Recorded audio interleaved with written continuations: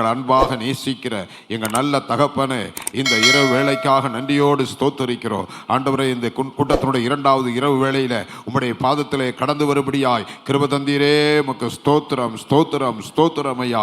கடந்த நேற்று இரவில் எங்களோடு பேசின தெய்வம் இந்த ராத்திரி வேளையிலும் உம்முடைய ஊழியக்காரரை கொண்டு நீர் எங்களோடு பேச போற வார்த்தைகளுக்காக நன்றி அப்பா, நன்றி ஆண்டவரே. உடைய வார்த்தையை கேட்பதற்கு எங்களுடைய செவிகளையும் எங்களுடைய இருதயங்களையும் திறந்தருளும்படியாக அடியான் செபிக்கிறேன். ஆண்டவரே, உடைய வார்த்தையை கவனம் செலுத்த, உடைய வார்த்தைக்கு செவிசாய்த்து அதற்கு கேட்டு அதன்படி எங்களுடைய வாழ்க்கையில கை கொள்ள அப்பா நீர் கிருபை செய்ய வேண்டுமாய் நன்றியோடு ஸ்தோத்திரம் செய்து கொடுக்கிற ஐயாவை எடுத்து வல்லமையா பயன்படுத்துங்க. அவருக்குள் இருக்கிற ஆவியானவர் வெளிப்படுப்பீராக. உம்முடைய நாமம் மையப்படுவதாக. ஆண்டவரே, நீர் பேசும், நீர் பேசும். இயேசுவின் நல்ல நாமத்தில் பிதாவே, ஆமென். நம்ம எல்லாரும் கரங்களை தட்டி ஐயா வருவார்.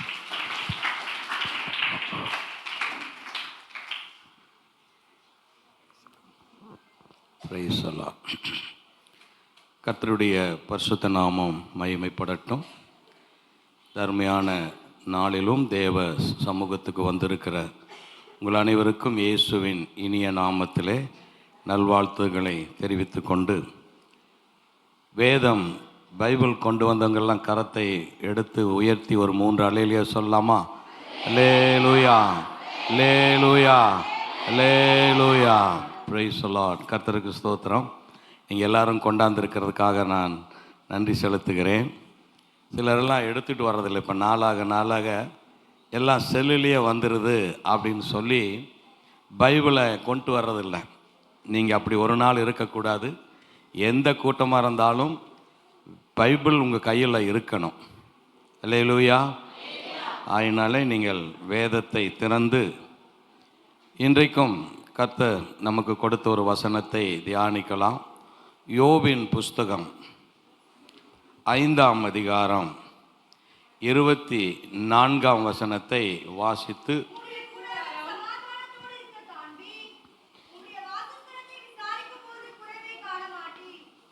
ஜெபிக்கலாம்.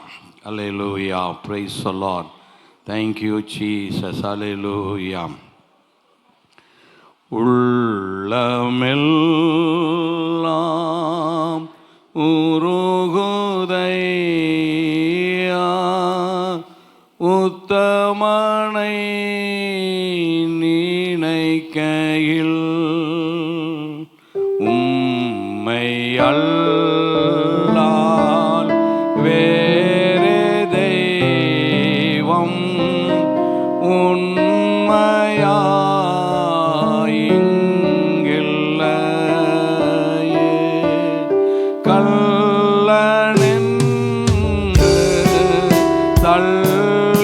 Lord.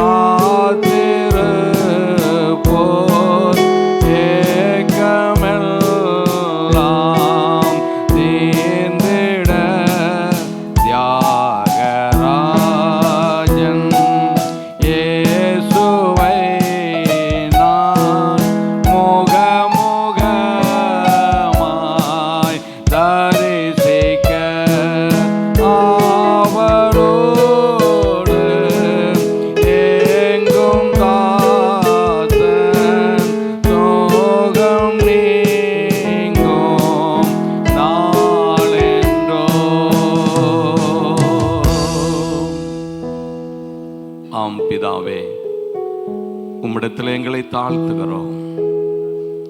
உங்க பிரசன்னத்தால் எங்களை நிரப்பும். உம்முடைய வார்த்தையை நீர் ஆசீர்வதித்து தாரும். எங்கள் ஆவி ஆத்துமா சரீரம் உயிர்ப்பிக்கப்படுவதற்கு பரிசுத்த ஆவியானவர் எங்களோடு கிரியை நடப்பிப்பீராக. பரிசுத்த ஆவியானவர் எங்கள் நடுவில் அசைவாடுவீராக. ஆண்டவரே, உம்மிடத்தில் ஒப்பு கொடுக்கிறேன். நீர் பேசும், நீர் பேசும். தடைகள், டிஸ்டர்பன்ஸ் எல்லாம் உம்முடைய நாமத்தில் கடிந்து அப்புறப்படுத்துகிறேன். கர்த்தர் எங்கள் நடுவில் அசைவாடுவீராக. இயேசுவே, உம்மிடத்தில் ஒப்பு கொடுக்கிறேன். இயேசுவின் நாமத்தில் பிதாவே, ஆமேன். கர்த்தருடைய பரிசுத்த நாமம் மகிமைப்படட்டும். யோபின் புஸ்தகத்திலே 5ஆம் அதிகாரம் 24வது வசனம், உம்முடைய கூடாரம் சமாதானத்தோடு இருக்க காண்பீர், உம்முடைய வாசஸ்தலத்தை விசாரிக்கும் போது குறைவை காண மாட்டீர். கவனிங்கள், உம்முடைய கூடாரம் சமாதானத்தோடு இருக்க காண்பீர், உம்முடைய வாசஸ்தலத்தை விசாரிக்கும் போது குறைவை காண மாட்டீர். ஒரு வாக்குத்தத்தமான வசனத்தை போல இருக்கலாம், ஆனால் இதனுடைய காரியங்களை நாம் அறிய வேண்டும். உம்முடைய கூடாரம் என்று சொல்லுகிற பொழுது எழுத்தின்படியே நாம் வாழுகிற நம்முடைய வீடு அல்ல. வேதத்திலே 3 முக்கியமான கூடாரங்களை வேதம் எழுதி இருக்கிறது. 2 கொரிந்தியர் 5ஆம் அதிகாரம் 1, 2 நாம் வாசித்தால் நமது போதும் கவனிங்கள், நான் சொல்லும்போது வாசிங்கள். இந்த 2 கொரிந்தியர் 5, 1, 2 வாசித்தால் அங்கு சொல்லப்பட்டிருக்கிற கூடாரம் நம்முடைய வாழ்க்கையை குறிக்கிறது. நம்முடைய வாழ்க்கை என்கிற கூடாரம். அதே மாதிரி 2 பேதுரு 1ஆம் அதிகாரம் 13ஆம் வசனத்திலும் உள்ள ஒரு கூடாரத்தை பற்றி எழுதியிருக்கிறது. அதுவும் நம்முடைய வாழ்க்கையை குறிக்கிறது. 2 பேதுரு 1:13 வாசியுங்கள். நம்முடைய கர்த்தராகிய இயேசு கிறிஸ்து கவனிங்கள், நான் இந்த கூடாரத்தை விட்டு போவது, அது சொல்லுகிறது என்னன்னா, நான் இந்த கூடாரத்தை விட்டு போவேன் என்பது இந்த சரீரமாகிய கூடாரத்தை விட்டு போவது. அதனாலே நம்முடைய வாழ்க்கை ஒரு கூடாரம். 2வது எபிரேயர் 11ஆம் அதிகாரம் 9வது வசனம் வாசிக்கிற பொழுது, நமது குடும்பம் அல்லது நாம் வாசம் பண்ணுகிற வாசஸ்தலம் ஒரு கூடாரமாய் இருக்கிறது. என்னாகமம் 24:5 அப்படி சொல்லுகிறது. என்னாகமம் 24:5 வாசிங்கள். யாக்கோபே, இஸ்ரவேலே, உன் வாசஸ்தலமும் எவ்வளவு அழகானது. அங்கே நாம் வாசம் பண்ணுகிற நம்முடைய குடும்பம், நம்முடைய குடும்பத்தை இங்கு சொல்லுகிறது கூடாரம் என்று. யாக்கோபே, உன் கூடாரங்களும், இஸ்ரவேலே உன் வாசஸ்தலங்களும் எவ்வளவு அழகாயிருக்கிறது. இங்கே சொல்லப்பட்டிருக்கிற கூடாரம் நம்முடைய குடும்பத்தை காட்டுகிறது. நாம் குடும்பமாக தகப்பன், தாய், பிள்ளைகள் இணைந்து ஒரு இடத்துல வாசம் பண்ணுகிற அந்த வாசஸ்தலம்தான் இந்த கூடாரம். கர்த்தருக்கு ஸ்தோத்திரம். 3வது 2 சாமுவேல் 7ஆம் அதிகாரம் 6ஆம் வசனத்தை வாசிங்கள். 2 சாமுவேல் 7:6. எகிப்திலிருந்து புறப்பட பண்ணின, நான் இஸ்ரவேல் புத்திரரை எகிப்திலிருந்து புறப்பட பண்ணின நாள் முதற்கொண்டு இந்நாள் வரைக்கும் நான் ஒரு ஆலயத்திலே வாசம் பண்ணாமல் கூடாரத்திலும் வாசஸ்தலத்திலே உலாவினேன். இங்கே சொல்லப்படுகிற கூடாரம் என்பது சபை. இங்கே கூடி வந்திருக்கிற நம் மத்தியிலே அவர் உலாவுகிறவர். இதை அவர் ஒரு கூடாரமாக சொல்லுகிறார். அது ஒவ்வொரு இடத்திலும் ஒவ்வொரு விதமாக இருக்கும். கட்டடமாக இருக்கலாம், ஓலக்கொட்டாயாக இருக்கலாம், அல்லது ஓடு போட்ட ஒரு ஆலயமாக இருக்கலாம். எப்படி இருந்தாலும் தேவன் வாசம் பண்ணுகிற அந்த வாசஸ்தலத்தையும் கூடாரம் என்று சொல்லுகிறார். அப்ப இங்க என்ன சொல்லுகிறார்? உம்முடைய கூடாரம் சமாதானத்தோடு இருக்க காண்பீர். அப்படியானால் நம்முடைய வாழ்க்கை, நம்முடைய குடும்பம், நம்முடைய சபை எப்படி இருக்கணும் என்றால் சமாதானத்தோடு வாழ வேண்டும். கர்த்தருடைய பரிசுத்த நாமத்துக்கு மகிமை உண்டாகட்டும். அடுத்து அந்த வார்த்தை சொல்லுகிறது, உம்முடைய வாசஸ்தலத்தை விசாரிக்கும் போது குறைவை காண மாட்டீர். கவனிங்கள், நம்முடைய வாழ்க்கை என்கிற வாசஸ்தலம், குடும்பம் என்கிற வாசஸ்தலம், ஆண்டவர் நமக்குள் வாசம் பண்ணுகிறார். இது நம்முடைய தனிப்பட்ட வாசஸ்தலம். நீங்களே தேவனுடைய ஆலயம் என்று சொல்லப்பட்டிருக்கு. அதனாலே இது நம்முடைய தனிப்பட்ட வாசஸ்தலம், குடும்பமாக வாழுகிற வாசஸ்தலம், சபையாக இருக்கிற இந்த வாசஸ்தலத்திலே என்னத்தை காணக்கூடாதாம்? குறைவை காணக்கூடாது. இந்த குறைவை காண மாட்டீர் என்று சொல்லுகிறது சிலருக்கு எழுத்தின்படியே உலகத்தினுடைய காரியங்களைத்தான் மனதிலே வருகிறது. கர்த்தர் நம்மோடு வாசம் பண்ணும்போது, நம்முடைய சபையோடு வாசம் பண்ணும்போது, நம்முடைய குடும்பத்தோடு வாசம் பண்ணும்போது நமக்கு ஒரு குறையுமே இருக்காது என்று நினைக்கிறோம். உண்மைதான், கர்த்தரை தேடுகிறவர்களுக்கு ஒரு நன்மையும் குறைபடாது. ஆனால் இந்த வசனத்தின்படி நாம் நம்மை ஆராய்ந்து பார்க்க வேண்டும். அந்த எண்ணத்தோடு கர்த்தர் இந்த வசனத்தை எழுதல. உங்கள் வாழ்க்கையை நான் விசாரிப்பேன், உங்கள் குடும்பத்தை நான் விசாரிப்பேன், உங்கள் சபையை நான் விசாரிப்பேன். அந்த சபையில் என்ன இருக்கக்கூடாது? குறைவு இருக்கக்கூடாது. ஆங்கில வேதாகமத்தில் கிங் ஜேம்ஸ் வேர்சன் என்று ஒரு பைபிள் இருக்கிறது ஆங்கிலத்தில். அதில் என்ன எழுதியிருக்கிற, and thou shalt visit thy habitation and shall not sin. நான் உன் வாசஸ்தலத்தை விசாரிக்கும் போது அதிலே பாவம் இருக்கக்கூடாது.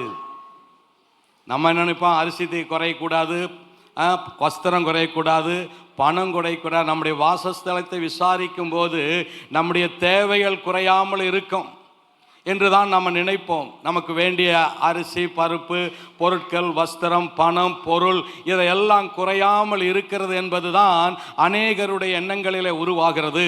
ஆனால் ஆவியானவர் அதை காட்டிலும் மேலாய் ஒன்று சொல்கிறார், மிக அருமையாக, thou shalt visit thy habitation and shall not sin. அவர் நம்முடைய ஆத்துமாவை, நம்முடைய ஆவிக்குரிய வாழ்க்கையை, நம்முடைய கிறிஸ்தவ குடும்பத்தை, ஆவிக்குரிய குடும்பத்தை, நம் ஆவிக்குரிய சபையை ஆண்டவர் விசாரிக்கும் போது நம்முடைய வாழ்க்கையிலே பாவம் இருக்கக்கூடாது, நம்முடைய குடும்பத்திலே பாவம் என்கிற குறை இருக்கக்கூடாது, நம்முடைய சபையிலே தேவனுக்கு பிரியமில்லாத காரியம் இருக்கக்கூடாது. அதைத்தான் அங்கு சொல்லப்படுகிறது. இதைத்தான் உன்னத பாட்டிலே அங்கே மணவாட்டியை குறித்து சொல்லுகிற பொழுது, உன்னத பாட்டு 4ஆம் அதிகாரம் 7ஆம் வசனத்திலே, உன்னில் பழுதொன்றும் இல்லை. அந்த வசனத்தை வாசிங்கள். என் பிரியமே, பூரண ரூபவதி, என் பிரியமே நீ பூரண ரூபவதி. கவனிங்கள், என் பிரியமே நீ பூரண ரூபவதி, உன்னில் பழுதொன்றும் இல்லை. எப்படி இருக்கணும்?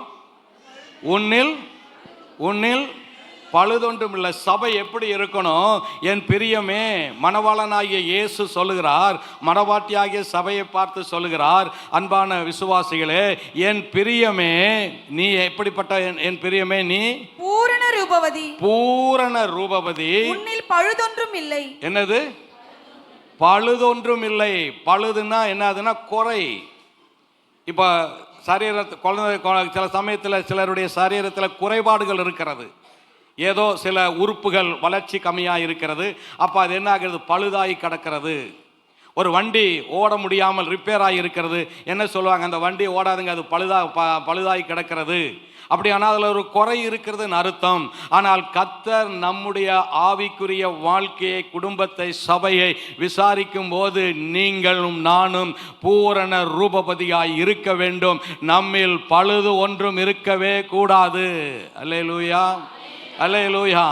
அவங்க தான் மணவாட்டி. அதற்கு தான் தேவன் அழைத்தார், அதுக்கு தான் தேவன் அபிஷேகித்தார், அதற்கு தான் தேவன் இந்த சபையை வைத்திருக்கிறார், அதற்கு தான் உங்களை ஆவியோடும் புத்தியோடும் நடத்துவதற்கு ஒரு மெய்ப்பனை வைத்திருக்கிறார்.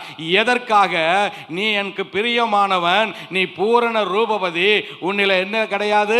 குறை கிடையாது, பழுது இல்லை, அப்பழுக்கற்ற வாழ்க்கை. இன்னொரு விதமாக சொன்னால் தூய்மையான வாழ்க்கை. அல்லேலூயா, அல்லேலூயா. அப்படிப்பட்ட ஒரு வாழ்க்கைக்கு தான் கர்த்தர் நம்மை அழைத்திருக்கிறார். அப்படிப்பட்டவர்களுடைய கூடாரம்தான் சமாதானத்தோடு இருக்கும். அல்லேலூயா. அப்படிப்பட்டவருடைய வாசஸ்தலம்தான் சமாதானத்தை பெற முடியும். அதனாலே இந்த சமாதானத்தை பெற்றுக்கொள்கிறது எப்படி? நம்முடைய வாழ்க்கை, நம்முடைய வீடு, நம்முடைய சபை, ஆண்டவர் என்ன இருக்காரா, உம்முடைய கூடாரம் சமாதானத்தோடு இருக்க காண்பீர். அருமையான சபையே, விசுவாசிகளே, உலகத்தில் எல்லா வசதிகளும் இருந்து சமாதானம் என்கிற ஒன்று அந்த குடும்பத்தில் இல்லாவிட்டால் அந்த குடும்பத்தில் ஒருபோதும் வாழ்வதற்கு தகுதியாக இருக்காது, நிம்மதியாக இருக்காது. அந்த குடும்பம் வேதனையும் கண்ணீரும் நிறைந்திருக்கும், அந்த வாழ்க்கை வேதனையும் கண்ணீரும் நிறைந்திருக்கும். அப்படிப்பட்ட சமாதானமற்ற ஒரு சபையாக இருக்குமானால் அங்கு பரிசுத்த ஆவியானவர் வாசம் பண்ண முடியாது. அந்த நிலையை போக்குவதற்கு தான் நம்முடைய வாழ்க்கையை கர்த்தர் என்ன செய்ய போறாரா, சமாதானத்தோடு இருக்க வேண்டும் என்று விரும்புகிறார். அல்லேலூயா. அப்படியானால் இந்த சமாதானத்தை எப்படி பெற முடியும்? கடையில் கிடைக்குமா, பள்ளியில் கிடைக்குமா, கல்லூரியில் கிடைக்குமா, வேலை செஞ்சு சம்பாதிக்க முடியுமா? ஆனால் அவைகளெல்லாம் உலக மக்களுக்கு உலக பொருட்கள் சில சமாதானத்தை உண்டு பண்ணுகிறது. பணம் இருந்தால் சிலருக்கு சமாதானம், நல்ல வசதியான வாழ்க்கை இருந்தால் சமாதானம், கை நிறையா சம்பளம் வாங்கினா சிலருக்கு சமாதானம், அல்லது நல்ல திறமையும் அறிவும் தாளந்துகளும் உள்ளவர்களாக இருந்தால் அவங்களுக்கு ஒரு சமாதானம். அவைகளெல்லாம் கொஞ்ச காலம் இருக்கும், கொஞ்ச காலம் மாறி போய்விடும். ஆனால் தேவன் கொடுக்கிற சமாதானம் வாழ்நாள் முழுவதும், அவர்கள் இந்த பூமியில் இருக்கிற நாட்கள் அனைத்தும், எந்த சூழ்நிலையிலும் அந்த சமாதானம் எடுபட்டு போகாது. அல்லேலூயா. அப்படியானால் கர்த்தர் சொல்லுகிற உம்முடைய கூடாரம் சமாதானத்தோடு இருக்க காண்பீர். இந்த சமாதானத்தை நாம் எந்த முறையிலே பெற்றுக்கொள்ள முடியும்? முதலாவதாக வாசிக்கலாம், யோபின் நிருபம் யோபின் புஸ்தகம் 22ஆம் அதிகாரம் 21வது வசனத்தை வாசிங்கள். சமாதானமாயிரும், அதனால் உமக்கு நன்மை வரும். நீர் அவரோடே பழகி சமாதானமாயிரும், சமாதானமாயிரும். அப்படியான போதும். கவனிங்கள், இங்கே முதல்ல வாசித்து உம்முடைய கூடாரம் சமாதானத்தோடு இருக்கும், உங்க வாழ்க்கை சமாதானத்தோடு இருக்கணும், உங்க குடும்பம் சமாதானத்தோடு இருக்க வேண்டுமானால் இங்க என்ன சொல்லுகிற, நல்லா படிச்சு சம்பாதிங்கன்னு சொல்லல, நல்லா பட்டம் பெற்று நல்லா என்னென்ன வசதிகளை உருவாக்கி கொண்டு சமாதானமாக இருங்கள் என்று சொல்லலை. அதெல்லாம் தேவை. இவைகள் வரும்போது அதெல்லாம் தானாக வரும். ஆண்டவர் சொல்லுகிறார், அந்த தேவ சமாதானம் வருகிற பொழுது உலகத்தில் இருக்கிறவைகள் தானா நம்மை தேடி வரும். இங்க என்ன சொல்லுகிறது? நீர் அவரோடே பழகி. விசுவாசிகளே, கர்த்தருடைய பிள்ளைகளே, இந்த தேவ சமாதானம் நம்முடைய வாசஸ்தலத்திலே வாசம் பண்ண வேண்டுமானால் இது உலகத்தில் பெற முடியாது. நாம் என்ன செய்ய வேண்டும்? தேவனோடு பழக வேண்டும். அல்லேலூயா. மனிதர்கள் மனிதர்களோடு பழகுவார்கள், உறவுகள் உறவுகளோடு பழகுகிறார்கள். மாமிசத்தில் இருக்கிறவங்க ஒரு வாலிபன் ஒரு வாலிப ஸ்திரியோடோ அல்லது ஒரு வாலிப பையனோடோ பழகுகிறார்கள். அது உலகத்தின் வழக்கம், அதை தேவன் சொல்லுகிறது இல்லை. ஆனால் இங்கே என்ன சொல்லுகிறார்? நீ அவரோடே பழகி சமாதானமாய் இருந்தால் உனக்கு நலமாய் இருக்கும். கர்த்தருடைய பரிசுத்த நாமத்துக்கு மகிமை உண்டாகட்டும். அதனாலே அவரோடே பழகுகிற ஒரு அனுபவத்தை நம்முடைய வாழ்க்கையில உருவாக்கி கொள்ள வேண்டும். கர்த்தருடைய பரிசுத்த நாமம் மகிமைப்படட்டும். அவரோடு பேசுவது, அவரோடு ஐக்கியம் கொள்வது, அவரோடு உறவாடுவது, அவரை நம்முடைய இருதயத்தில் நினைத்து சிந்தைக்குள்ளே வைத்து அவரை தியானம் பண்ணுவது, இது எல்லாம் அவரோடு பழகுகிற ஒரு ஆவிக்குரிய உன்னதமான அனுபவமாய் இருக்கிறது. அதை நம்முடைய வாழ்க்கையிலே சரிப்படுத்தி கொண்டால் அவரோடு பழகுவதும் அவரோடு பேசுவதும் அவரோடு ஐக்கியம் கொள்வதும் அவரோடு உறவு கொள்வதும் அவரை நம்முடைய சிந்தைகளை வைத்து தியானிப்பதும் சமாதானத்தை உண்டு பண்ணுகிற தேவனுடைய ஒரு வழியாய் இருக்கிறது. இதை நம்முடைய வாழ்க்கையிலே உருவாக்கி கொள்ள வேண்டும். அல்லேலூயா. நாம் நமக்கு பிடிச்சவங்களோடு நாம் பழகுவோம், உறவுகளோடு பழகுவோம், சில சமயத்தில் வேலை ஸ்தலத்தில் வேலை செய்கிறவர்களோடு பழகுவோம். இதெல்லாம் வெளித்தோற்றத்தில் வெளிப்படுகிற காரியங்கள். இவைகளெல்லாம் கொஞ்ச நாளைக்கு இருக்கும், திரும்ப அது காணாமல் போயிடலாம். ஆனால் தேவனோடு பழகுகிற அப்படிப்பட்ட ஒரு ஆவிக்குரிய நிலைமை என்ன செய்யும்? நம்மை அசைக்கப்பட முடியாத தேவ சமூகத்தையும் தேவ சமாதானத்தையும் நம்முடைய இருதயத்திலே குடிகொள்ள பண்ணும். இன்னொரு விதமாய் சொல்வேனானால், இந்த அவரோடு பழகுகிறது என்று சொல்கிறது, அது ஜெபிக்கிற ஒரு ஜெபத்தை காட்டுகிறது. கர்த்தருடைய பரிசுத்த நாமத்துக்கு மகிமை உண்டாகட்டும். அவரோடு பழகிறது என்று சொல்லுகிறது ஏதோ போற போக்கில் பிரதர் எப்படி இருக்கிறீங்க, நல்லா இருக்கிறீங்களா என்று சொல்லி கை கொடுத்துட்டு போறதல்ல. அவரோடு பழகுவது என்றால் அவருடைய பிரசன்னத்தில் உட்காருவது, அவருடைய முகத்தை நோக்கி பார்ப்பது, அவரிடத்தில் பேசுவது, அவரை பாடுவது, இப்படிப்பட்ட ஆவிக்குரிய அனுபவங்கள். சுருக்கமாய் சொன்னால் தேவனிடத்திலே ஜெபிக்கிற ஜெப ஆவியை பெற்ற தேவ பிள்ளைகள் அவரோடு பழகுகிற தேவ மக்களாய் வாழ முடியும். அவர்களுக்கு தேவன் அந்த சமாதானத்தை நிலையாய் கட்டளையிடுகிறார். இந்த அருமையான கூட்டத்துக்கு வந்திருக்கிற தேவ சபையை விசுவாசிகளே, நம்முடைய ஜெப நேரம், நம்முடைய ஜெபம் எவ்வளவு நேரம் எப்படி இருக்கிறது? அவசர அவசரமாய் ஓடுகிறோமா, அல்லது ஜெபத்துக்கென்று முக்கியத்துவம் கொடுத்து ஆண்டவரோடு பழகி பேசுவதற்கென்று ஒரு விசேஷித்த தருணத்தை உண்டு பண்ணி இந்த ஜெபத்துக்கு உங்க வாழ்க்கையில முதலிடம் கொடுக்கிறீர்களா? சபையே, விசுவாச மக்களே, ஜெபம் ஆவிக்குரிய வாழ்க்கையினுடைய அஸ்திவாரம். ஜெபம் ஆவிக்குரிய வாழ்க்கையினுடைய ஆணிவேர்.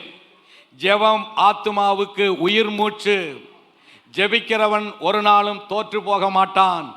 அப்படிப்பட்ட தேவ கிருபைதான் இந்த ஜெபம், அவரோடு பழகுவது என்பது. ஈனோக்கை குறித்து வேதம் சொல்கிறது, ஈனோக்கு தேவனோடு சஞ்சரித்து கொண்டிருந்தார். என்ன அருமையான வார்த்தை! தேவனோடு சஞ்சரித்து கொண்டிருந்தார். அப்படி தேவனோடு சஞ்சரித்து கொண்டிருந்த இந்த ஈனோக்கு திடீரென்று ஒரு நாள் காணப்படாமல் போய்விட்டார். அப்படிப்பட்ட ஒரு மேன்மையான பாக்கியத்தை பெற்றுக்கொண்டார் இந்த ஈனோக்கு. ஒருவர் அதற்கு இப்படி விளக்கம் கொடுக்கிறார். ஒரு முறை ஏனோக்கிட்ட தேவன் வந்தாராம், பேசிட்டே போனார்களாம். போக போக போக போக தேவ சமூகம் வந்த உடனே இனிமேல் நம்ம வீட்டுக்கு போக வேண்டாம், அப்படியே போயிட்டாரு தேவனோடு என்று அவர் அப்படி ஒரு விளக்கத்தை சொன்னார். அது உண்மையோ அதை பற்றி நமக்கு யோசிக்க வேண்டியதில்லை. ஆனால் ஈனோக்கு தேவனோடு சஞ்சரித்து கொண்டிருந்தான். சபையே, கர்த்தருடைய பிள்ளைகளே, உங்கள் ஆவிக்குரிய வாழ்க்கையில இந்த நாட்களில ரொம்ப பிஸியாக இருக்கலாம். பிள்ளைகளை குறித்தும் வேலையை குறித்தும் இன்னும் மற்ற காரியங்களை குறித்து நமக்கு ஜெபிப்பதற்கு நேரம் கிடைக்காது. நீங்க தான் ஜெபிப்பதற்கென்று நேரத்தை உருவாக்க வேண்டும். பிசாசு ஜெபிப்பதற்கு நேரத்தை கொடுக்க மாட்டான். அதை திருடத்தான் பார்ப்பான். பலவீனத்தை கொடுத்து, சோர்வை கொடுத்து, அதைரியத்தை கொடுத்து, பலவிதமான வேலைகளை கொடுத்து, பிரச்சனைகளை கொடுத்து, நம்முடைய சிந்தையை டைலூட் பண்ணுவதற்கு, மாற்றுவதற்கு அவன் பல காரியத்தை செய்வான். ஆனால் தேவ பிள்ளைகள் அதில் உறுதியாக நின்று அந்த நேரத்தை நீங்கள் ஸ்திரப்படுத்தி கொண்டு உங்கள் ஜெபம் என்கிற பலிபீடத்தில் அக்கினி எரிந்து கொண்டு இருக்க வேண்டும். அல்லேலூயா! அதைத்தான் தேவன் விரும்புகிறார். நீர் அவரோடு பழகினால், அவரோடு இணைந்து ஜெபித்தால், அவரோடு நீங்கள் உறவு வைத்து ஐக்கியம் கொண்டால் உங்கள் வாழ்க்கை சமாதானத்தோடு இருக்க காண்பீர்கள். நோவா அப்படிப்பட்ட ஒரு பாக்கியத்தை பெற்றான். எலியாவுக்கு அந்த ஒரு அருமையான பாக்கியம் கிடைத்தது. மோசேக்கு அப்படிப்பட்ட ஒரு பாக்கியம் கிடைத்தது. தானியேலுக்கு அப்படிப்பட்ட ஒரு பாக்கியம் கிடைத்தது. எப்படி? ஜெபிக்கிற ஜெப ஆவி. இந்த அருமையான மாலை வேளையிலே உங்களுடைய இருதயத்தை பார்த்து, உங்கள் ஆத்துமாவை பார்த்து நீங்களே ஒரு கேள்வி கேட்டுக்கொள்ளுங்கள். நீ எவ்வளவு நேரம் இயேசுவோடு பழகி கொண்டு இருக்கிறாய்? எவ்வளவு நேரம் இயேசுவோடு பேசிக்கொண்டு இருக்கிறாய்? உன்னுடைய ஜெப நேரம் எவ்வளவு என்று உங்களையே நீங்கள் நியாயம் தீர்த்து ஒரு மார்க் போட்டு பாருங்கள். அது பாஸ் பண்ணுகிறதா அல்லது அது உங்களை வெட்கப்படுத்துகிறதா என்று. இந்த பலிபீடம் உயிர்ப்பிக்கப்பட வேண்டும். இந்த பலிபீடத்தில் மீண்டும் அக்கினி இறங்க வேண்டும். இந்த பலிபீடத்தில் மீண்டும் கர்த்தருடைய வல்லமை பிரசன்னமாக வேண்டும். அப்பொழுது உங்களுடைய குடும்பத்தில், உங்கள் வாழ்க்கையில தேவ சமாதானம் அங்கு குறையில்லாமல் நிறைவை காண்பீர்கள். அதுதான் சொல்லுகிறார், அவரோடு நீங்கள் பழகினால் அப்பொழுது வசனம் சொல்லுகிறது சமாதானமாய் இருக்கும். உன் கூடாரம் சமாதானத்தோடு இருக்க காண்பீர். அருமையான சகோதரனே, சகோதரியே, இந்த தேவ சமாதானம் உங்கள் இருதயத்தில் இருக்கிறதா? தேவன் இப்படிப்பட்ட ஒரு சமாதானத்தை உங்களுக்கு தந்திருக்கிறாரா? அல்லது ஏதோ உங்கள் உள்ளத்தில் குழம்பி போய், பயந்து போய், கவலைப்பட்டு ஒரு விதமான அவிசுவாசத்தோடு ஏனோ தானோ என்று கடமைக்கு வந்து ஆவிக்குரிய வாழ்க்கை வாழ்கிறது போல வாழ்கிறீர்களா? அல்லது ஸ்திரமாக என்ன வந்தாலும் வரட்டும், கர்த்தர் என்னோடு இருக்கிறார் என்கிற நிச்சயத்தோடு உங்கள் ஆவிக்குரிய வாழ்க்கை இருக்குமானால் நீங்கள் ஆசீர்வதிக்கப்பட்டவர்கள். தேவ சமாதானம் உங்கள் வீட்டிலே குடிகொண்டிருக்கும். அதைத்தான் தேவன் விரும்புகிறார். உங்கள் கூடாரத்தை விசாரிக்கும் போது சமாதானத்தோடு இருக்க காண்பீர்கள். அது என்ன? உங்கள் வாழ்க்கை. இன்னைக்கு அநேகருடைய இருதயத்தில் தேவ சமாதானம் இல்லை. பலதையும் போட்டு சிந்தித்து குழப்பி அவர்கள் நிம்மதியற்ற ஒரு நிலையிலே இருக்கிறார்கள். பக்கத்து வீட்டுக்காரங்களை, ரட்சிக்கப்படாதவர்களை, துன்மார்க்கர்களை தங்களுக்கு ஒப்பிட்டு பார்த்து அவர்களுக்கெல்லாம் இப்படி இருக்கிறதே, எனக்கு இப்படி இருக்கிறதே என்று சொல்லி அப்படிப்பட்ட கண்களை தேவையில்லாத இடங்களிலே பறக்க விட்டு அவருடைய இருதயத்தை குழப்பிக் கொள்கிறார்கள். இல்லை, நாம் நம்முடைய ஆண்டவரோடு பழக பழக பழக இந்த பூமியிலே ஒன்றிலும் கர்த்தர் உங்களுக்கு ஒரு குறையும் வைக்கவே மாட்டார். அல்லேலூயா. 1 தீமோத்தேயு 6ஆம் அதிகாரம் 17ஆம் வசனத்தை வாசிங்கள். கொஞ்சம் தண்ணி கொடுங்கய்யா. உலகத்திலே ஐஸ்வர்யம் உள்ளவர்களால் இருமாப்பான சிந்தை உள்ளவர்களாய் இராமல் நிலையற்ற ஐஸ்வர்யத்தின் மேல் நம்பிக்கை வையாமலும் நாம் அனுபவிக்கிறதற்கு சகலவித நன்மைகளையும். கவனிங்கள், நாம் யாரு? தேவ பிள்ளைகள், நீங்கள் விசுவாசிகள் அனுபவிப்பதற்கு சகலவிதமான நன்மைகளையும் நமக்கு சம்பூரணமாய் கொடுக்கிற ஜீவனுள்ள தேவன் மேல் நம்பிக்கை வைக்க வேண்டும். நமக்கு இந்த பூமியிலே கர்த்தருடைய கரத்திலே ஒப்பு கொடுத்து அவரோடு நம்ம பழகி கொண்டு இருப்போமானால் இந்த பூமியிலே நீங்கள் இருக்கிற நாட்களிலே நீங்கள் என்னென்னலாம் அனுபவிக்க வேண்டும், உங்கள் வாழ்க்கைக்கு என்ன தேவை இருக்கிறதோ அது எல்லாவற்றையும் சம்பூரணமாய் கொடுக்கிற ஜீவனுள்ள தேவன். அல்லேலூயா, அல்லேலூயா. அதுதான் யோபு சொல்கிறார், நீர் அவரோடு பழகி சமாதானமாயிரு. வசனம் சொல்லுகிறது, அதனால் உமக்கு நன்மை வரும். நன்மை வரும். மாம்சத்தோடு, உறவுகளோடு, தேவையில்லாதவர்களோடு பழகுற பழக்கம் வாழ்க்கையிலே நஷ்டத்தை கொண்டு வரும். ஆனால் உங்களை அழைத்த தேவனோடு நீங்கள் உங்கள் நேரத்தை அளவில்லாமல் நீங்கள் செலவழிக்கும் போது நீங்கள் எதிர்பாராத நன்மைகளை கர்த்தர் உங்கள் வாழ்க்கையிலே கொடுப்பதற்கு உண்மை உள்ளவர். அல்லேலூயா, அல்லேலூயா. அவரோடு நீங்கள் பழகுவது என்பது ஜெபித்து அவரோடு நீங்கள் உங்கள் வாழ்க்கையை ஆரம்பிப்பது. இரண்டாவதாக லூக்கா எழுதின சுவிசேஷம் 7ஆம் அதிகாரம் 50வது வசனத்தை வாசிங்கள். லூக்கா 7:50. அவர் ஸ்திரீயை நோக்கி, உன் விசுவாசம் உன்னை ரட்சித்தது, உன் விசுவாசம் உன்னை ரட்சித்தது, சமாதானத்தோடே போ என்றார். சமாதானத்தோடே போ என்றார். கர்த்தருடைய பரிசுத்த நாமம் மகிமைப்படட்டும். உன் கூடாரம் சமாதானத்தோடு இருக்க காண்பீர். நம்முடைய வாழ்க்கை குடும்பம் சமாதானமோடு இருக்க வேண்டுமானால் தேவனோடு பழக வேண்டும், பேச வேண்டும். ஒரே வார்த்தையில் சொன்னால் நன்றாக ஜெபிக்கிற ஜெபாவியை பெற்றிருக்க வேண்டும். நீங்கள் ஜெபிக்கிற விசுவாசிகளாய், ஜெபிக்கிற தேவ பிள்ளையாய் இருப்பீர்களானால் இந்த சமாதானம் உங்கள் கூடாரத்திலே நிறைந்திருக்கும். இரண்டாவது சொல்லுகிறது, அவர் ஸ்திரியை நோக்கி, உன் விசுவாசம் உன்னை ரட்சித்தது, சமாதானத்தோடே போ. கர்த்தருடைய பரிசுத்த நாமத்துக்கு மகிமை உண்டாகட்டும். கர்த்தர் ஒரு ஸ்திரியை சந்திக்கிறாள். அவள் வாழ்க்கை தேவனுக்கு பிரியமில்லாத ஒரு வாழ்க்கை. ஆனால் அவள் இயேசுவின் மீது வைத்த அன்பினாலே அவர் இயேசுவினுடைய பாதத்தில் வந்து உட்கார்ந்து அவர் கண்ணீரினாலே அவருடைய பாதத்தை நினைக்கிறாள். அப்பொழுது கர்த்தர் சொல்லுகிறார், உன் விசுவாசம் உன்னை ரட்சித்தது. ரட்சித்தது என்றால் பாவ மன்னிப்பு, மீட்பு. ரட்சிப்பு என்பதற்கு பல அர்த்தங்கள் உண்டு. வியாதியிலிருந்து காக்கப்படுவதும் ரட்சிப்பு தான், ஆபத்திலிருந்து காக்கப்படுவதும் ரட்சிப்பு தான். பேதுரு படகிலே போய்கொண்டு இருக்கிற பொழுது அவர்கள் என்ன செய்கிறார், காற்றும் புயலும் வருகிற பொழுது அங்கே தண்ணீரில் நடக்கிறார். அதை கண்டு மூழ்கிற பொழுது பேதுரு என்ன செய்கிறார், இயேசுவை பார்த்து, இயேசுவே என்னை ரட்சியும் என்கிறார். அங்கே பாவ மன்னிப்பு ரட்சிப்பல்ல, அவருக்கு உண்டாகிற ஆபத்திலிருந்து உண்டுகிற ரட்சிப்பு, வியாதியிலிருந்து தப்புவிக்கப்படுகிறது ரட்சிப்பு. பவுல் ஒரு இடத்துல சொல்லுகிறார், கொடிய விலங்கினிடத்திலிருந்து என்னை ரட்சித்தீர் என்று சொல்லப்படுகிறது. இங்கே கவனிங்கள், அந்த ஸ்திரியை ரட்சித்தது பாவத்திலிருந்து ரட்சித்தது மாத்திரமல்ல, அவள் வாழ்க்கையிலே கர்த்தர் பரிசுத்தத்தை கொடுக்கிறார். அல்லேலூயா, அல்லேலூயா. அதுதான் இந்த சமாதானம்.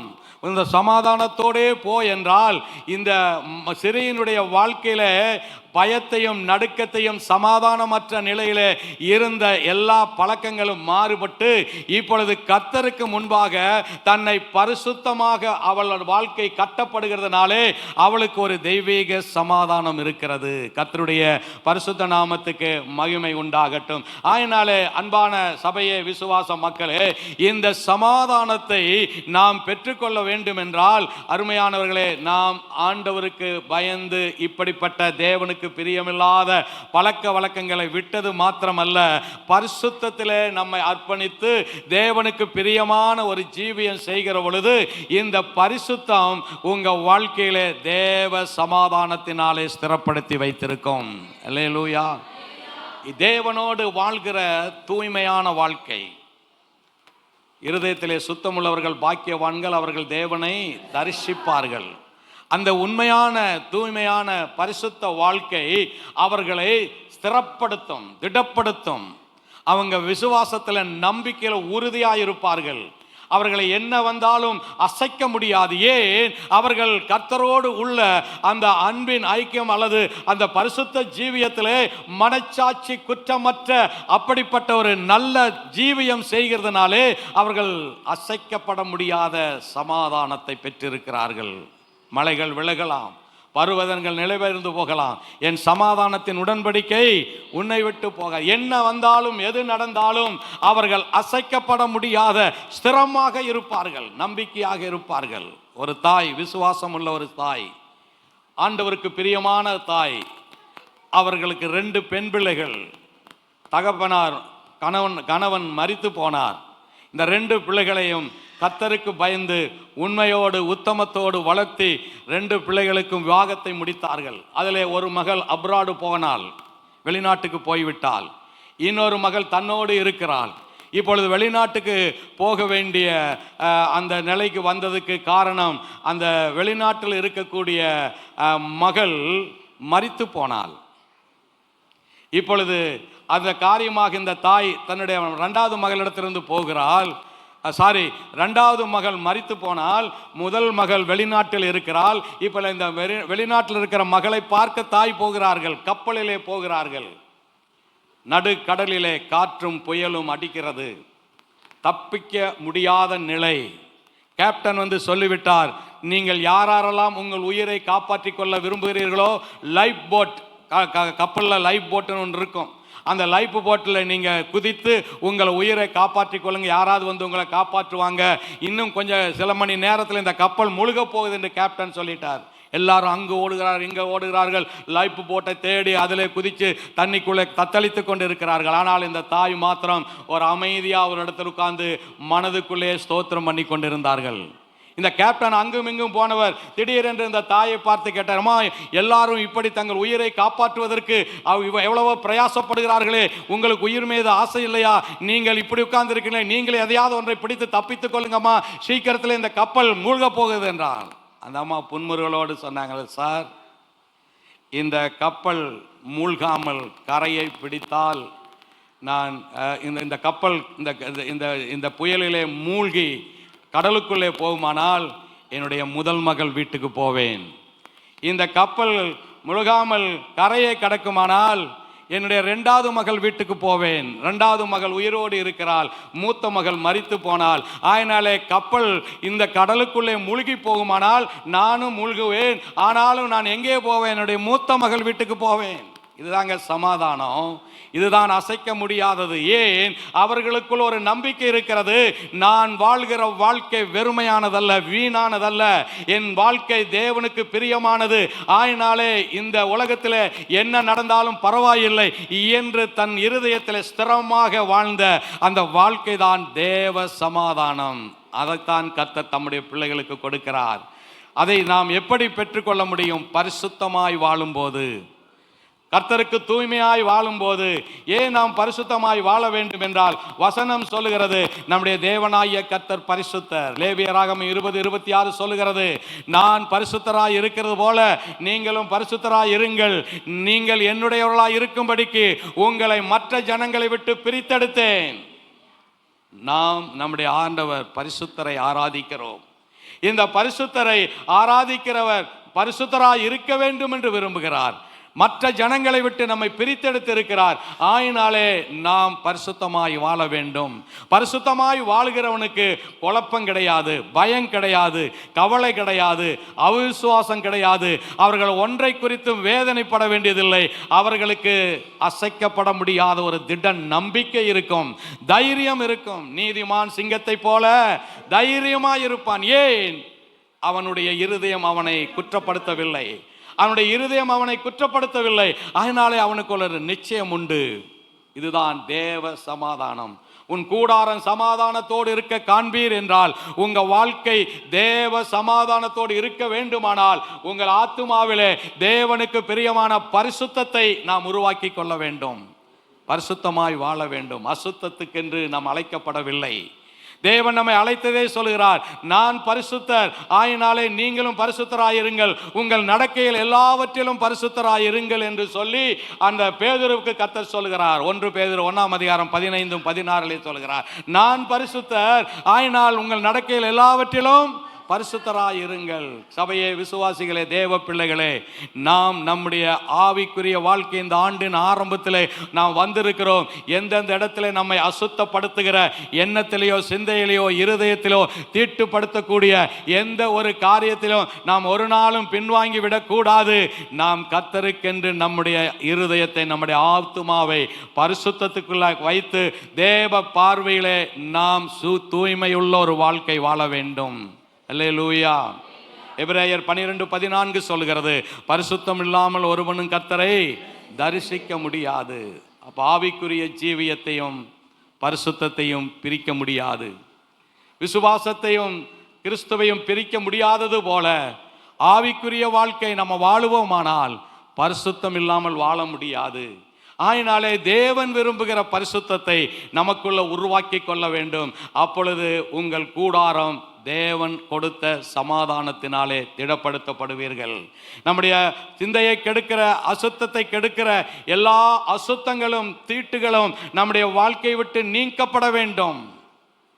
வாயினாலே உண்டாகிற தேவையில்லாத அசுத்த வார்த்தைகள், கெட்ட வார்த்தைகள், தேவனுக்கு பிரியமில்லாமல் நினைக்கிற நினைவுகள், அசுத்த சிந்தைகள், இப்படிப்பட்டவைகளால் நீக்கப்பட்டு நீங்கள் பரிசுத்தம் உள்ளவர்களாய் இருக்க வேண்டும் என்பதற்காக அழைக்கப்பட்டிருக்கிறீர்கள். ஏன்? நாம் ஆராதிக்கிற தேவன் மற்ற நம்பிக்கை உள்ளவர்களைப் போல அல்ல. நம்முடைய தேவன், என்னிடத்திலே பாவம் உண்டென்று உங்களில் யார் என்னை குற்றப்படுத்தக்கூடும் என்று சவால் விட்டு பரிசுத்தத்தை நிரூபித்தவர்.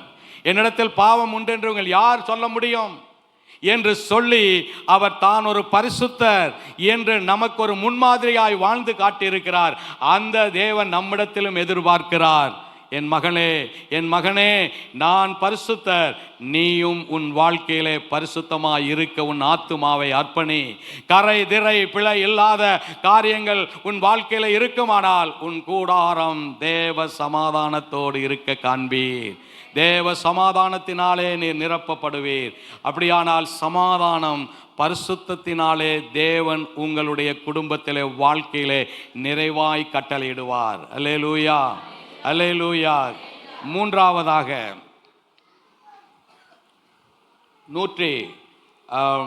ஏசாயா 48:18 வாசிங்கள். ஏசாயா 48:18. என் கற்பனைகளை கவனித்தாயானால் நலமாயிருக்கும்.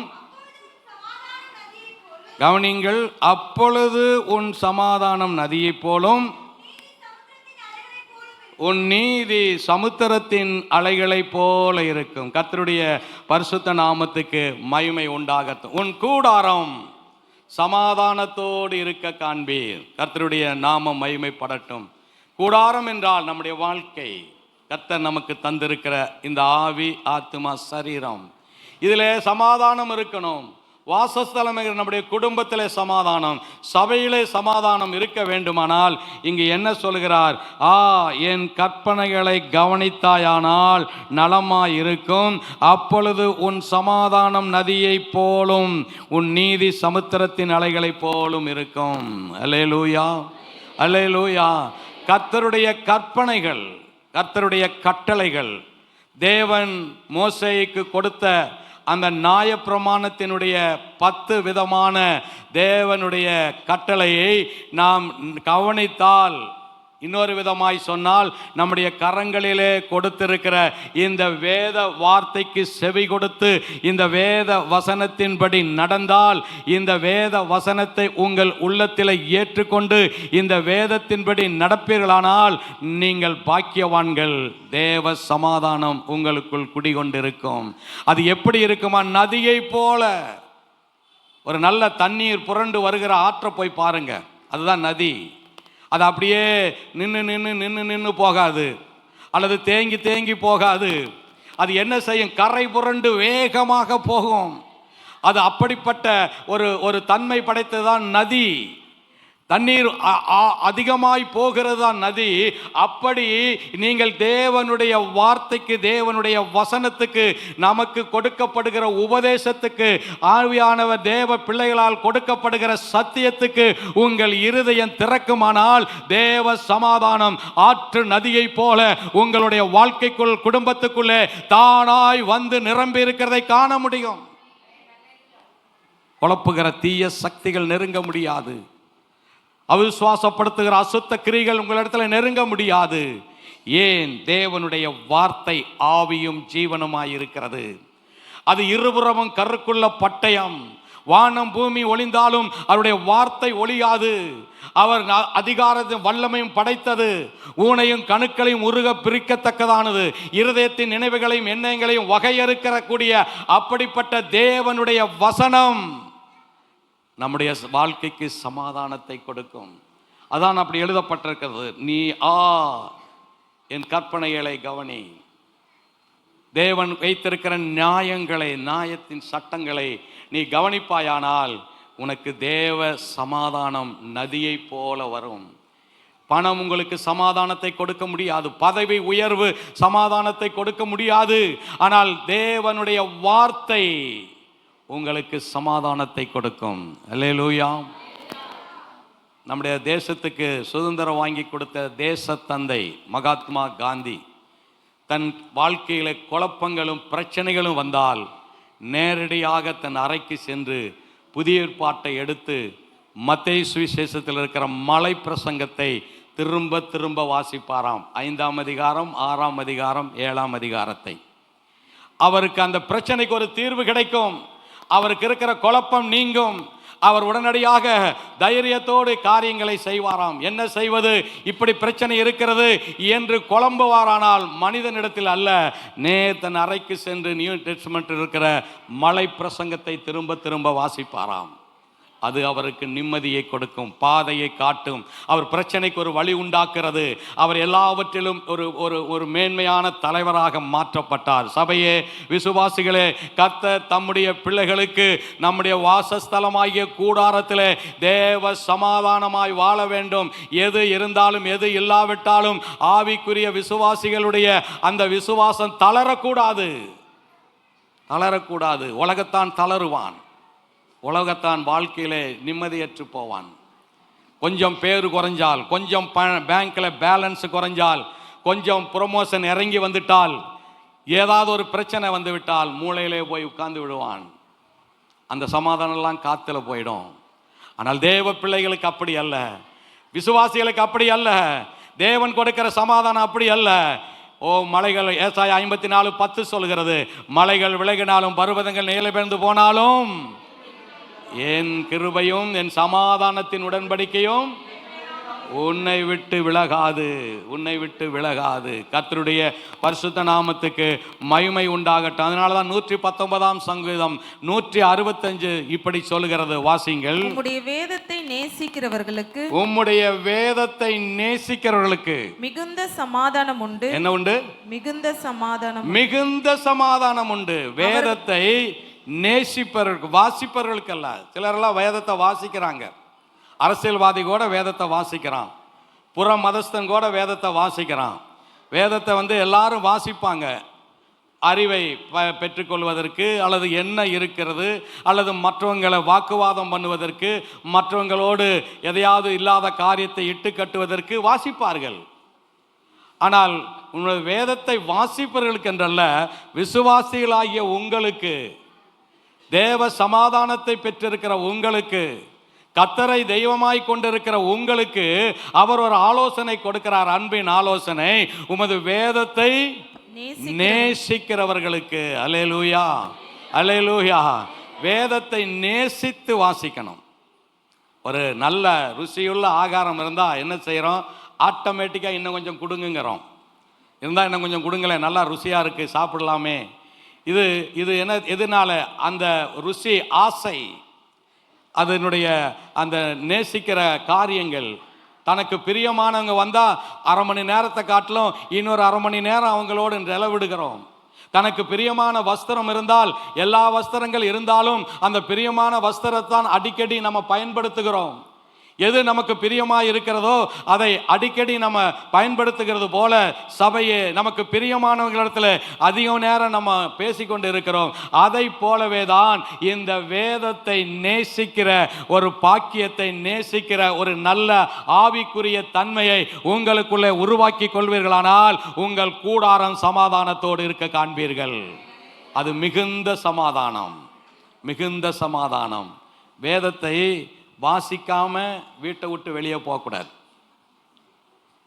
வேதத்தை வாசிக்காம சில பேர் சாப்பிடவே மாட்டாங்க. வேதத்தை வாசிச்சுட்டு தான் சாப்பிடுவாங்க. சிலரெல்லாம் வேதத்தை வாசிக்காம எந்த வேலையும் செய்ய மாட்டாங்க. சிலர் அப்படி இல்லை, எல்லாம் முடிஞ்சதுக்கு பிற்பாடு சேடா ஒன்று வேறு வழியில், சரி கொஞ்சம் நேரம் வாசிக்கலாம், பாஸ்டர் கேட்பார், இந்த வாரம் வேதம் வாசிச்சிங்களான்னு கேட்பாரு. அப்படின்னு எல்லாம் முடிச்சுட்டு போர் அடிக்கிற நேரத்தில் வேதத்தை எடுத்து கடமைக்கு வாசிப்பார்கள்.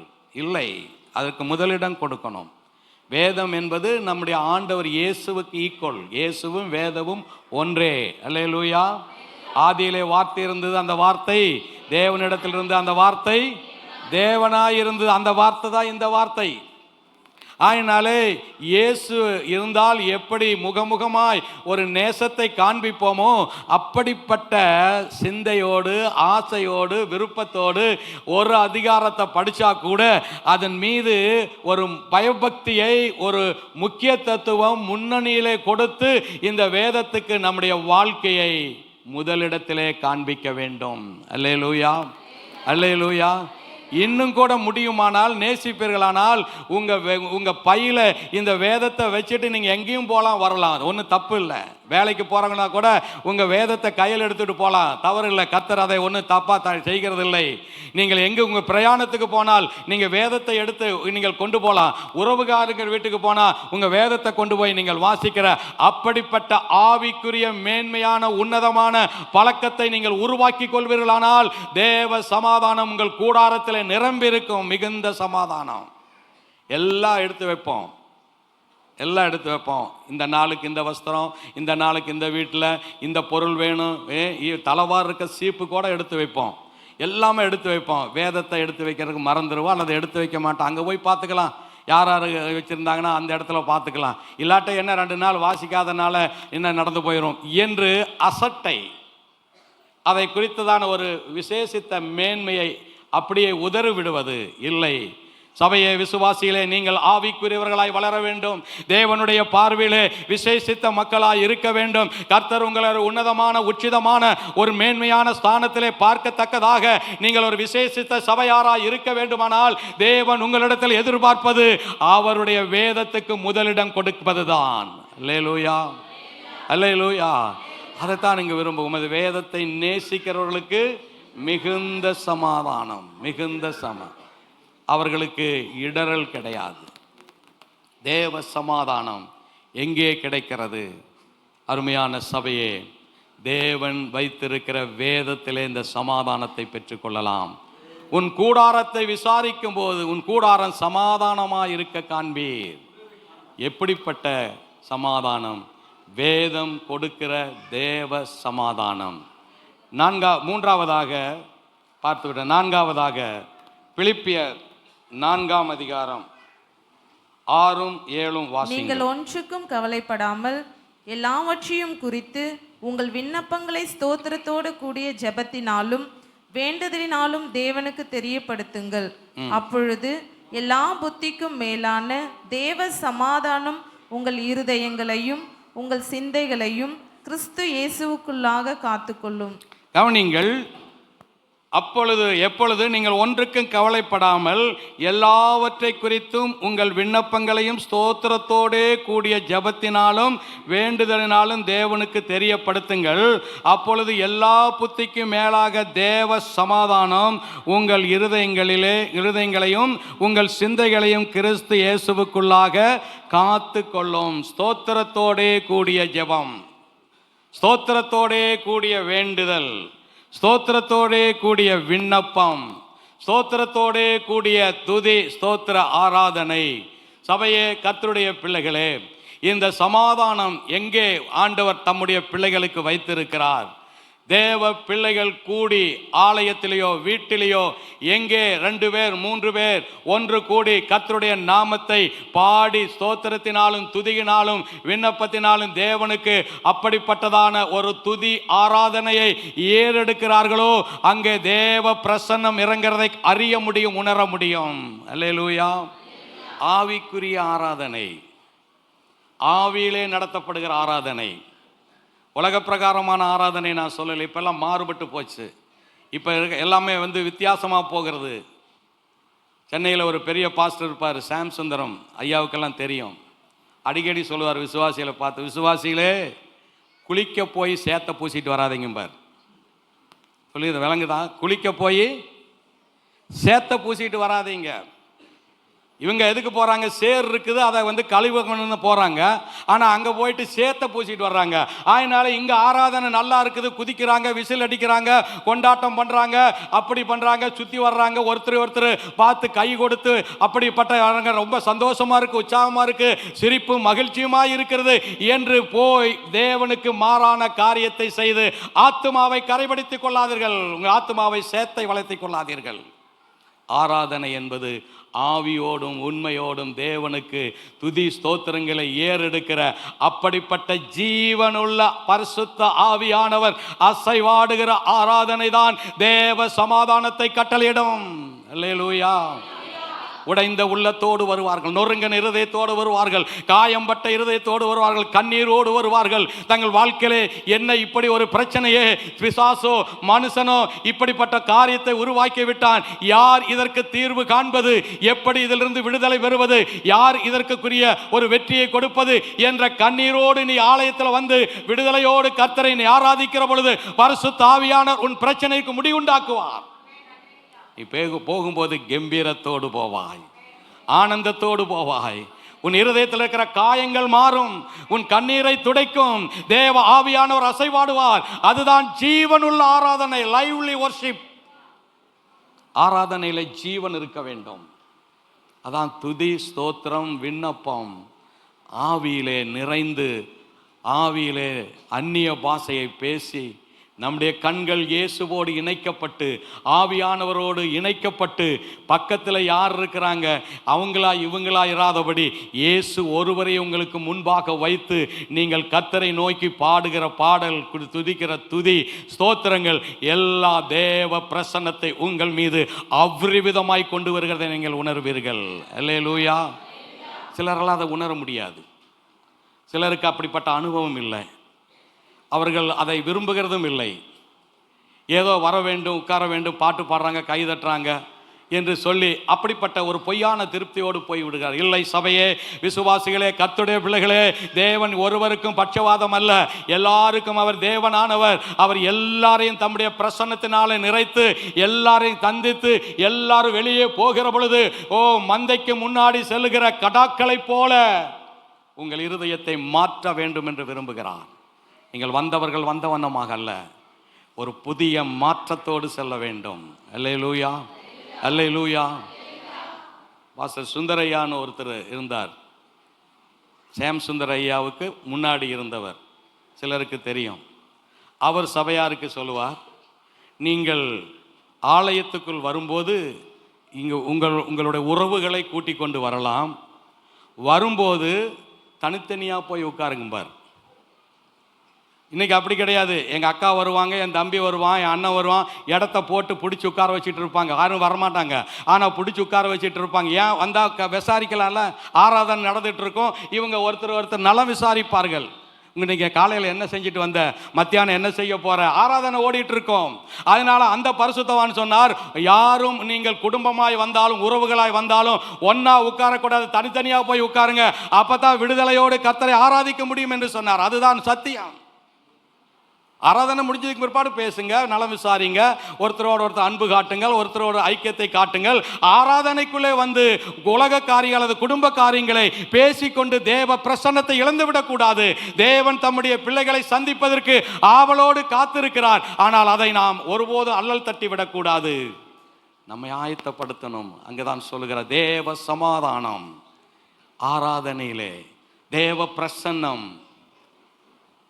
பிரசங்கத்தை காட்டிலும் ஆராதனை முக்கியம் என்பதை மறந்துவிடக்கூடாது.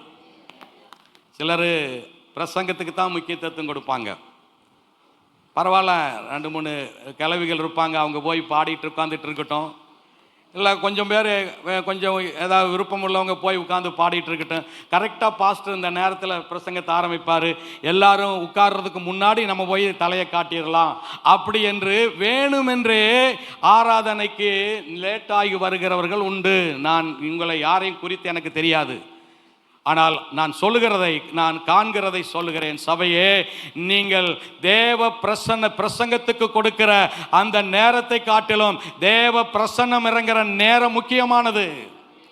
ஆராதனையிலே தேவ பிரசன்னம் இறங்கும். ஒரு ஊழியக்காரர் இப்படி சொன்னார், பிரசங்கம் சாதிக்காததை தேவ பிரசன்னம் சாதிக்கும். அதற்கு ஆராதனை முக்கியம். ஆராதனை எதற்கு சபையில் வைத்திருக்கிறார்கள்? ஆராதனை எதற்கு? நீங்கள் வீட்டிலே ஒரு சமயம் விடுதலையோடு ஆராதிக்க முடியாமல் இருக்கலாம். ஒரு சில பேர் ரட்சிக்கப்படாமல் இருப்பாங்க. அதனால அங்கே நீங்கள் விடுதலையோடு பாட முடியாது, துதிக்க முடியாது, ஸ்தோத்தரிக்க முடியாது, ஆவியிலே நிறைய முடியாது. சில விக்கிரக வீடுகள் இருக்கலாம், அப்படிப்பட்ட தடைகள் இருக்கலாம். ஆனால் அதற்கு தான் சபையிலே ஆராதனைன்னு ஒரு நேரத்தை வைத்து ஆவியோடு ஆராதிக்கிறோம். அந்த ஆராதனையிலே வந்து நீங்கள் முழுவதுமாய் பங்கு பெறுவீர்களானால் தேவ சமாதானம் உங்கள் வாழ்க்கையிலே குடிகொண்டு இருக்கிறதை காண முடிகிறது. அல்லேலூயா, அல்லேலூயா. சங்கீதம் 69 30-31 வாசிங்கள். சங்கீதம் தேவனுடைய நாமத்தை பாட்டினால் துதித்து, தேவனுடைய நாமத்தை பாட்டினால் துதித்து, அவரை ஸ்தோத்திரத்தினால் மகிமைப்படுத்துவேன், அவரை ஸ்தோத்திரத்தினால் மகிமைப்படுத்துவேன், மகிமைப்படுத்துவேன். கொம்பும் விரி குழும்புமுள்ள காளை எருதை பார்க்கிலும், கொம்பும் விரி குழும்புமுள்ள காளை எருதின் கரியை பார்க்கிலும் இதுவே கர்த்தருக்கு பிரியமாய் இருக்கும். இதுவே கர்த்தருக்கு பிரியமாயிருக்கு. எது எது? 30வது வசனம் மறுபடியும் வாசிங்கள். தேவனுடைய நாமத்தை பாட்டினாலும் துதித்து அவரை ஸ்தோத்திரத்தினாலும் மகிமைப்படுத்து. இதுவே தேவனுக்கு பிரியமானது. எதுவே? காளை எருதின் கரி அல்ல. நீங்கள் கொண்டு வந்து ஆயிரக்கணக்கில் கொடுக்கிற காணிக்கையை காட்டிலும் தேவன் இதில் தான் பிரியப்படுகிறாரா? எதிலே? பாட்டினாலே தேவனை துதித்து ஸ்தோத்திரத்தினாலே அவரை மகிமைப்படுத்துகிற வாய்களை கண்டு இருதயத்தை பார்த்து கர்த்தர் பிரியப்படுகிறார். அல்லேலூயா, அல்லேலூயா. சில சமயத்தில் சிலருடைய காணிக்கை கர்த்தருக்கு பிரியம் இல்லாமல் இருக்கலாம். அந்த எப்படி வந்தது, எப்படி என்ன வந்தது அவங்களுக்கு தான் தெரியும். அதான். ஆனால் நீங்கள் பாடி துதிக்கிற யாராக இருந்தாலும், படிச்சிருந்தாலும் படிக்காமல் இருந்தாலும் சரி, ஏழையாக இருந்தாலும், நீங்கள் பணக்காரராக இருந்தாலும், நீங்கள் இயேசுவே என்று ஆண்டவர் ஆவியில் நிறைந்து பாடுவீர்களானால் தேவன் உங்களுடைய துதியை இன்பத்தோடு மகிழ்ச்சியோடு ஏற்றுக்கொள்கிறார். தேவ சமாதானம் ஆராதனையிலே கர்த்தர் நிறைவாய் தருகிறதை காண முடிகிறது. அல்லேலூயா. இன்னும் ஒன்றை சொல்லி நான் உங்களுக்காக முடித்து விடுகிறேன். என்னாகமம் 6ஆம் அதிகாரம் 26வது வசனம். கர்த்தர் தம்முடைய முகத்தை உன்மேல் பிரசன்னமாக்கி உனக்கு சமாதானம் கட்டளையிட கடவர். கர்த்தர் தம்முடைய முகத்தை உன் மீது பிரசன்னமாக்கி உனக்கு சமாதானத்தை கட்டளையிடுவார். மோசேக்கு கர்த்தர் கொடுத்த கட்டளை, மோசே, என் ஜனங்களை நான் ஆசீர்வதிக்க போகிறேன். என்னை தேடி வந்திருக்கிறார்கள், என் பிரசன்னத்தில் இருக்கிறார்கள், என்னுடைய முகத்தை பார்க்க வந்திருக்கிறார்கள். அவர்கள் வெறுமையாய் போகக்கூடாது, அவர்கள் கூடி வரவு வீணாகி விடக்கூடாது. ஆயினாலே என் ஜனத்தை நான் ஆசீர்வதிக்க போகிறேன். ஆயினாலே இந்த வசனத்தை சொல்லு. 24 கர்த்தர் உன்னை ஆசீர்வதித்து காக்க கடவர். கர்த்தர் தம்முடைய முகத்தை உன்மேல் பிரகாசிக்க பண்ணி உன்மேல் கிருபையாய் இருக்க கடவர். கர்த்தர் தம்முடைய முகத்தை உன்மீது பிரசன்னமாக்கி உனக்கு சமாதானத்தை கட்டளையிடுவர். கடைசி வசனத்தை வாசிங்கள். இவ்விதமாய் அவர்கள் என் நாமத்தை இஸ்ரவேல் புத்திரர் மேல் கூற கடவர்கள். இவ்விதமாய் என் நாமத்தை இஸ்ரவேல் புத்திரர் மேல் கூற கடவீர்கள். அப்பொழுது நான் அவர்களை ஆசீர்வதிப்பேன். அல்லேலூயா. அப்பொழுது நான் அவர்களை ஆசீர்வதிப்பேன். சபையே, விசுவாசிகளே, நீங்கள் ஆலயத்துக்கு வருகிற பொழுது, ஆராதனைக்கு வருகிற பொழுது, கர்த்தருடைய நாமத்தை துதித்து பாடுகிற பொழுது, அவருடைய முகத்தை நோக்கி பார்க்கிற பொழுது, அவருடைய வேத வசனத்துக்கு முதலிடம் கொடுத்து உங்கள் வாழ்க்கையை பார்க்கிற பொழுது, ஆண்டவர் என்ன செய்கிறார்? வசனம் சொல்லுகிறது, நான் என் முகத்தை அவர்கள் மீது பிரசன்னமாக்குவேன். யார் உங்களை பார்க்காவிட்டாலும் கண்டுகொள்ளாவிட்டாலும் தேவ முகத்தின் பிரசன்னம் உங்கள் மீது இறங்கும். தேவ சமாதானம் உங்களுக்கு வரும். வேதம் சொல்லுகிறது, அவர் முகத்தினுடைய ஒளி என்று சொல்லுகிறது. சங்கீதம் 31:16. அவருடைய முகத்தை தேடுவர்களுக்கு வசனம் சொல்லுகிறது, அருமையானவர்களே, 67:2 சொல்லுகிறது, அவருடைய பிரகாசம் என்று சொல்லுகிறது. சங்கீதம் 89:15 சொல்லுகிறது, அவருடைய முகத்தின் வெளிச்சம் என்று சொல்லுகிறது. இதெல்லாம் தேவன் தம்முடைய பிள்ளைகள் ஆலயத்துக்கு வரும்போதோ, கூடி வருகிற பொழுதோ, தேவ சமூகத்திலே ஆண்டவரை பாடி துதிக்கிற பொழுது, கர்த்தர் தம்முடைய முகத்தை உங்கள் மீது பிரசன்னமாக்குவார். உங்கள் முகம் பிரகாசம் அடையும், உங்கள் முகம் வெளிச்சம் அடையும், உங்கள் முகம் கர்த்தருடைய பார்வையிலே மேன்மைப்படுத்தப்படும். தன் முகத்தின் வெளிச்சத்தை, தன் முகத்தை உங்கள் மீது பிரசன்னமாக்குவார். நீங்கள் வெறுமையாக அல்ல, போகும்போது தேவ பிரசன்னத்தை பெற்றுக்கொள்வீர்கள். தேவ ஆசீர்வாதத்தை பெற்றுக்கொள்வீர்கள். தேவன் தம்முடைய எல்லா நன்மைகளையும் கொடுப்பதற்கு அவர் உண்மை உள்ளவர். அதனால் என் ஜனத்தை பார்த்து சொல்லு, நான் என்னுடைய முகத்தை அவர்கள் மீது பிரசன்னமாக்குவேன். அவர்கள் முகங்கள் வெட்கப்படாது, அவர்கள் முகங்கள் தலைகுனியாது, அவர்கள் முகத்தை நான் நிமிர்ந்து நடக்க பண்ணுவேன். எந்த இடத்துல சத்துருக்களுக்கு முன் என் பிள்ளைகள் தலைகுனிந்தார்களோ, என்னுடைய முகத்தை பார்த்து விட்டு போகிற பொழுது அதே இடத்தில் அவர் முகத்தை நான் பிரகாசிக்க பண்ணுவேன் என்று கர்த்தர் தம்முடைய பிரசன்னத்தை தருவார். இந்த அருமையான மாலை வேளையிலே இந்த ஆலயத்துக்குள்ள வந்திருக்கிற தேவ சபையே, விசுவாசம் மக்களே, கர்த்தர் உங்களுடைய கூடாரம் சமாதானத்தோடு இருக்க விரும்புகிறார். அந்த சமாதானத்தை கர்த்தர் எப்பொழுது தருகிறார்? அவருடைய முகத்திலே உங்கள் மீது பிரசன்னமாக்குவார். அதுக்கு தான் ஆசீர்வாத ஜெபம் சொல்லு வரைக்கும் இருக்கணும். சிலர்லாம் அப்படி இல்லை, என் ஆத்மாவே கர்த்தரை ஸ்தோத்திரி சொன்னோன்னு எழுந்து பாதி போயிடுவாங்க. என்னது அவசரமோ தெரியாது, ஃப்ளைட் பிடிக்க போகிறாங்களா ட்ரெயின் பிடிக்க போகிறாங்களா தெரியாது. கடைசி ஜெபம் சொல்லி முடிக்க வரைக்கும், ஆமென் என்று சொல்லும் வரைக்கும் அசையக்கூடாது. அதான் பூரண ஆசீர்வாதம். சிலர் அப்படி இல்லை, அவ்வளோதான் என் ஆத்மாவே கர்த்தரை ஸ்தோத்திரினா அவ்வளோதான், பேக்கு தூக்கிட்டு சிலதெல்லாம் போயிடும். அந்த ஆசீர்வாதத்தை தடுக்கிறீர்கள். என் ஜனத்தை நான் ஆசீர்வதிக்க வேண்டும், ஆயினாலே இந்த ஆசீர்வாத ஜெபத்தை சொல்லு. அப்படி சொல்லுகிற பொழுது அந்த ஜனங்கள் ஆசீர்வதிக்கப்படுவார்கள். அவர்களுக்குள்ளே தேவ சமாதானம் உண்டாகும், தேவ பிரசன்னம் அவர்களை நிரப்பும். அவர்கள் ஒரு நாளும் வெறுமையாக அல்ல, தேவ மகிமையினால் நிரப்பப்படுவார்கள். கண்களை மூடுவோமா? இயேசுவுக்கு முன்பாய் நம்மை தாழ்த்துவோம். ஹல்லேலூயா, ஹல்லேலூயா.